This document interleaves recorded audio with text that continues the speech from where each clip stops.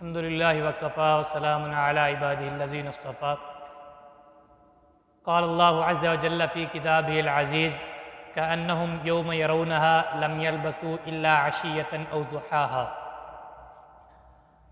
محترم سامعین کرام، ہم زندگی بسر کر رہے ہیں، عام نارمل زندگی 60 سال 65 سال 55 سال کی زندگی ہے۔ ہر انسان دنیا کے اندر یہ سوچ کر رہ رہا ہے شاید اس نے ابدی رہنا ہے۔ ہر انسان اس کے ذہن کے اندر یہ بات بالکل بھی موجود نہیں، وہ بالکل غفلت کا شکار ہے کہ دنیا اللہ کے ہاں اس کی کتنی قدر و قیمت ہے۔ آج ہم اس چیز کے بارے میں غور کریں گے قرآن و حدیث کی روشنی کے اندر کہ اللہ کے نزدیک دنیا کی کتنی کو قدر و منزلت ہے۔ اللہ رب العزت کے نزدیک یہ دنیا جسے ہم نے متاع کل سمجھ رکھا ہے، اللہ کے ہاں اس کی کیا قدر و منزلت ہے۔ اللہ تعالیٰ سب سے پہلے تو قرآن کریم کے اندر اس دنیا کی زندگی بتلاتے ہیں کہ اس کی جو زندگی ہے وہ اتنی سی ہے کہ قیامت والا دن کأنہم یوم یرونہا لم یلبثوا الا عشیۃ او ضحاہا، کہ قیامت کے دن جب ہم ان کو اٹھائیں گے تو وہ ایسے محسوس کریں گے کہ الا عشیۃ او ضحاہا، وہ ایک شام یا ایک صبح رہے ہیں، یعنی ان کو معمولی سے لگے گا دنیا کے اندر ان کی 65 سالہ گزاری ہوئی زندگی ایک شام یا ایک صبح کی طرح لگے گی کہ یہ شاید اتنا سا وقت تھا۔ اور رسول اللہ صلی اللہ علیہ وسلم نے بڑی بہترین اور شاندار مثال دے کر سمجھایا ہے۔ رسول اللہ صلی اللہ علیہ وسلم نے فرمایا کہ مد دنیا فی الآخرۃ مثل ما یجعل احدکم اصبعہ ہذہ واشار بالسبابۃ فی الیم فلینظر بما یرجع۔ رسول اللہ صلی اللہ علیہ وسلم نے فرمایا کہ اللہ کے ہاں دنیا کی کوئی حیثیت بھی نہیں ہے سوائے اس کے کہ تم میں سے کوئی اپنی انگلی وہ سمندر کے اندر ڈالے اور وہ دیکھے کہ اس انگلی کے ساتھ کیا لگ کر آتا ہے۔ اس حدیث کے اندر اس کے دو معنی ہو سکتے ہیں۔ ایک تو یہ ہو سکتا ہے کہ جو انگلی کے ساتھ پانی لگ کر آیا ہے یہ معمولی اور عارضی ہے، کچھ وقت کے لیے ہے، اور دوسرا یہ ہو سکتا ہے کہ جو انگلی کے ساتھ پانی لگا ہوا ہے اس سے مراد دنیا ہے، اور جو سمندر ہے اس سے مراد آخرت کی زندگی ہے۔ اور یہی بہترین معنی ہے کہ آخرت کی زندگی کے اندر دنیا کی زندگی بالکل معمولی ہے۔ اور میں آپ کو دنیا کی زندگی کی ایک اور بہترین مثال دیتا ہوں۔ رسول اللہ صلی اللہ علیہ وسلم مرہ بجدی اسق میت، رسول اللہ صلی اللہ علیہ وسلم ایک کان کٹے ہوئے، وہ عیب دار بکری کو کہا جاتا ہے، ایک کان کٹے ہوئے ایک بیمار مردہ بکری کے بچے کے پاس سے گزرے۔ اس کی کوئی حیثیت نہیں ہے، کان بھی کٹا ہوا ہے، عیب ہے، مردہ ہے اور ہے بھی بچہ۔ رسول اللہ صلی اللہ علیہ وسلم نے فرمایا کہ تم میں سے کوئی اسے 1 درہم کے بدلے لینا پسند کرے گا؟ ایکم یحب ان ھذا لہ بدرہم، تم میں سے کوئی بندہ یہ پسند کرے گا کہ اس کے لیے یہ 1 درہم کے بدلے میں ہو؟ تو صحابہ کرام رضی اللہ تعالیٰ عنہم نے کہا ہم اس کو 1 درہم کے بدلے بلکہ بغیر معاوضے کے لینا بھی پسند نہیں کرتے، یعنی یہ اس قدر حقیر ہے۔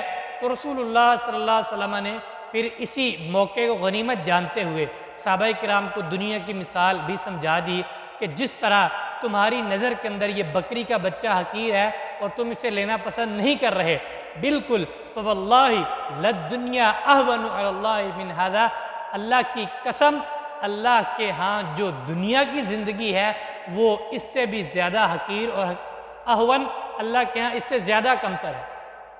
جس طرح تم اس بکری کے بچے کو معیوب سمجھ رہے ہو، حقیر سمجھ رہے ہو، اللہ کے ہاں اس کی زندگی، دنیا کی زندگی، دنیا کی قدر، دنیا کی عزت اللہ کے ہاں اتنی سی ہے۔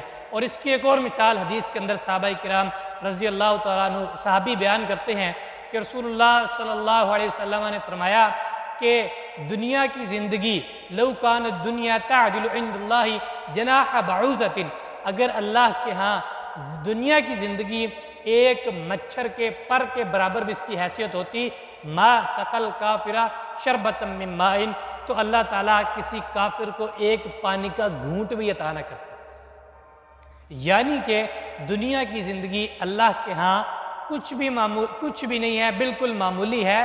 تو اس حدیث سے یہ واضح ہو جاتا ہے کہ دنیا کی زندگی نبی صلی اللہ علیہ وسلم اللہ کے ہاں اگر ایک مچھر کے پر کے برابر بھی ہوتی تو اللہ تعالیٰ کسی کافر کو ایک پانی کا گھونٹ بھی عطا نہ کرتے۔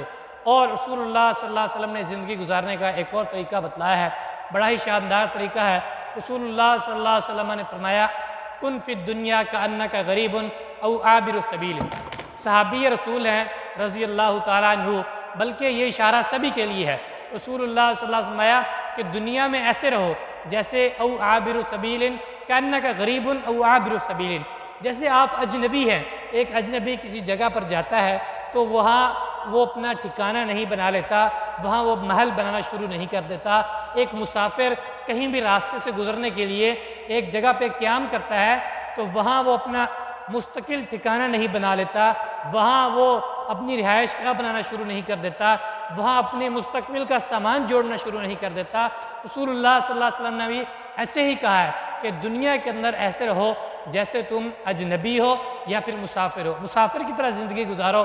یہ دنیا، اس کے اندر ہم اپنی آخرت کا سفر کرتے ہوئے یہاں عارضی مقیم ہیں، اس کے بعد ہم نے اپنے ابدی سفر کی طرف روانہ ہو جانا ہے، وہی ہماری اصل منزل ہے۔ تو اس لیے رسول اللہ صلی اللہ علیہ وسلم نے اگلے جو الفاظ بیان فرمائے ہیں بڑے ہی قیمتی الفاظ ہیں۔ فرمایا اذا امسیت فلا تنتظر الصباح واذا اصبحت فلا تنتظر المساء، جب تو صبح کرے تو شام کا انتظار نہ کر، جب شام کرے صبح کا انتظار نہ کر۔ اور ادھر کیا ہے، ہم لمبی لمبی امیدیں لگا کر بیٹھے ہوئے ہیں، ہم یہ کریں گے، وہ بھی کریں گے، وہ بھی کریں گے۔ تو رسول اللہ صلی اللہ علیہ وسلم تو یہ کہہ رہے ہیں کہ صبح کرے تو شام کا انتظار نہ کر، شام کرے تو صبح کا انتظار نہ کر۔ اور آگے کیا کہا، وَخُذْ مِنْ صِحَّتِكَ لِمَرَضِكَ وَمِنْ حَيَاتِكَ لِمَوْتِكَ، اپنی صحت سے اپنی بیماری کے لیے کچھ نہ کچھ حاصل کر لے۔ اللہ نے تجھے صحت دی ہے تو اپنی بیماری آنے سے پہلے پہلے اس کے لیے کچھ ذخیرہ کر لے۔ وَمِنْ حَيَاتِكَ لِمَوْتِكَ، اللہ نے زندگی دی ہے، حیات دی ہے، اللہ نے سانسیں دی ہیں، دنیا کے اندر گزارنے کے لیے زندگی دی ہے، اس سے اپنی آخرت کا سامان، اپنی آخرت کے لیے، اپنی موت کے لیے کچھ نہ کچھ حاصل کر لے۔ تو اللہ تعالیٰ سے میں دعا کرتا ہوں کہ اللہ تعالیٰ ہمیں دنیا کے اندر کما حقہ زندگی گزارنے کی توفیق عطا فرمائے۔ اللہ تعالیٰ ہمیں آخرت کے ساتھ لگاؤ لگانے کی، آخرت کی تیاری کرنے کی توفیق عطا فرمائے۔ اقول قولی ھذا